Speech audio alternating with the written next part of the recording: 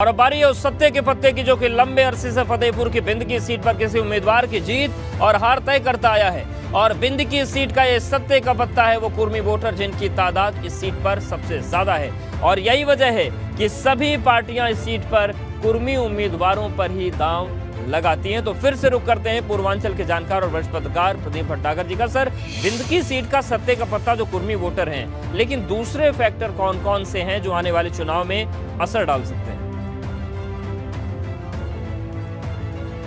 देखिए, बेरोजगारी, छुट्टा जानवरों की समस्या, ये सब पूरे प्रदेश में है। ये सिर्फ बिंदकी की ही समस्या नहीं है, इसलिए ये फैक्टर जितना पूरे प्रदेश में असर करेगा उतना ही बिंदकी में भी असर करेगा।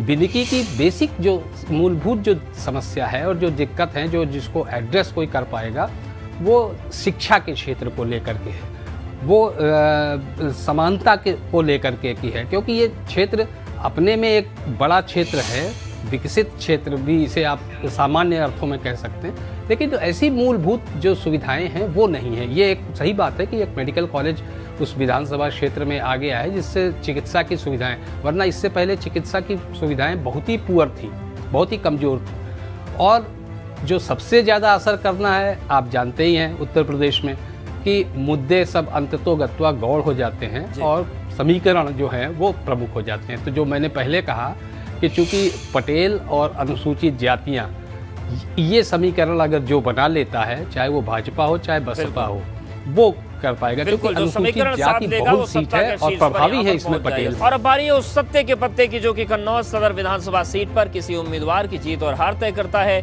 और कन्नौज सदर सीट के सत्ते का पत्ता है वो दलित और ब्राह्मण वोटर, जिनकी तादाद इस सीट पर सबसे ज्यादा है। एक बार फिर से रुक करते हैं अवध क्षेत्र के जानकार और वरिष्ठ पत्रकार महेश शर्मा जी का। सर, सत्ते का पत्ता तो कन्नौज सदर सीट का दलित और ब्राह्मण वोट है, लेकिन 2022 में और कौन से ऐसे फैक्टर्स हैं जो इस सीट पर असर दिखा सकते हैं? किसानों की बात की तो यहाँ पर एक चिप्स फैक्ट्री लगनी थी ठठिया नामक स्थान में, तो ये पेप्सिको को लगाना था, लेकिन ये प्रोजेक्ट आगरा शिफ्ट हो गया, मतलब उसको यहाँ रिटेन नहीं कर पाए। और इसके साथ ही साथ जो अतर का उद्योग है, जो सरस और सुगंध विकास केंद्र है यहाँ पर, केंद्र सरकार के एमएसएमई मंत्रालय के अधीन चलता है, तो केंद्र सरकार तो उसको पूरा सपोर्ट कर रही है और ये प्रदेश सरकार ने भी उसको वन डिस्ट्रिक्ट वन प्रोडक्ट के नाम पर उसको सारी इमदाद दे रहे हैं, जिसमें 200 एंटरप्रेन्योर्स हर साल तैयार किए जाते हैं, ट्रेनिंग दी जाती है उनको, और उनको सब्सिडाइज्ड लोन दिया जाता है, 25% to 35% सब्सिडी रहती है उसमें।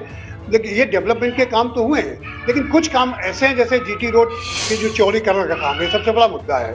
तो ये बड़ा कंजेस्टेड सिटी है, तो अगर सड़क का चौड़ीकरण होता है तो निश्चित तौर पे लोगों को लाभ मिलेगा, लेकिन ये कार्य तो यानी कि सड़कों का चौड़ीकरण नहीं हुआ, बुनियादी चीजें नहीं बढ़ी, और जो सड़क कंजेस्टेड है ये किसी का सियासी रास्ता भी कंजेस्टेड कर सकता है।